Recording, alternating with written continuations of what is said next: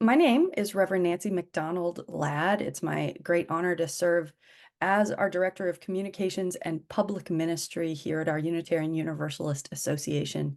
And I'm glad to be joined for this video by Charles Dumont. Charles, could you introduce yourself just quickly? Yeah, it's my honor to be co-moderator of the UUA along with the Reverend Meg Riley. I've been doing this for 4 years now, but this is my last year.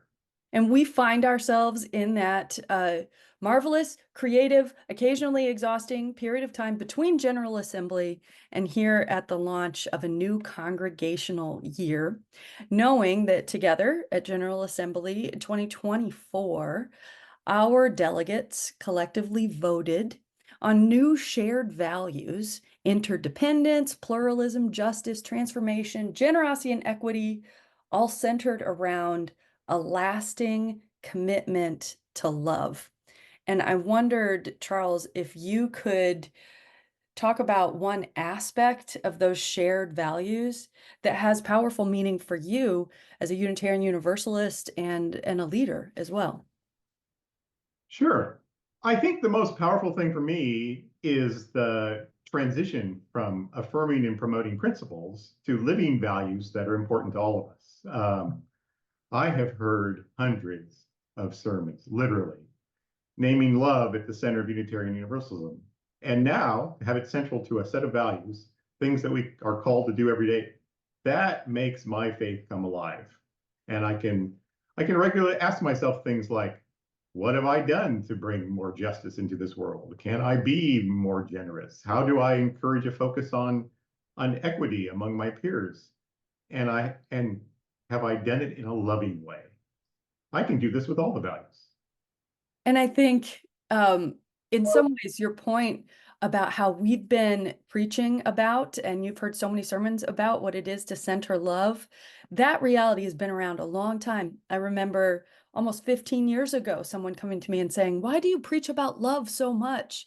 In many ways, these are not new or groundbreaking. They're a different kind of framing of ideas and concepts and covenants that have been central to our faith for a long time. My great gratitude is that we're held by a tradition while we grow and change.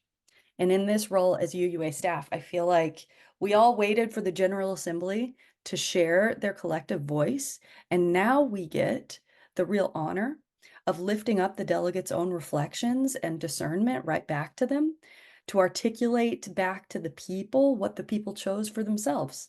And I wondered, Charles, in the middle of that process, were there some special moments at General Assembly watching our faith tradition grapple with this? And what are you hoping for on behalf of our tradition as we carry this decision forward?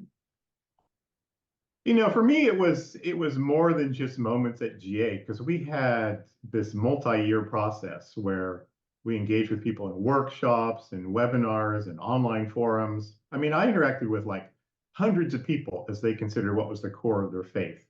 And that was really what was special to me, to have those interactions. And people shared that at GA as well. So that was part of that. But beyond their personal faith statements, they looked for those things that were at the core of Unitarian Universalism. And my hope is really that people continue these conversations. As you noted, it's a process. It's all about change. So continue the conversation. In some ways, the conversation feels new, and in some ways, it feels so profoundly familiar. It's a framework that we know and understand that's holding this long-standing tradition of ours that never has, not for one generation, paused fully and remained in one place, but keeps moving, formed by history as we form each other. And if you have one particular hope for congregations as we work with these shared values, what might that be right now? That they ask themselves regularly, how can we do this in a loving way? We recognize that there were some people who struggled with the new language for the shared values.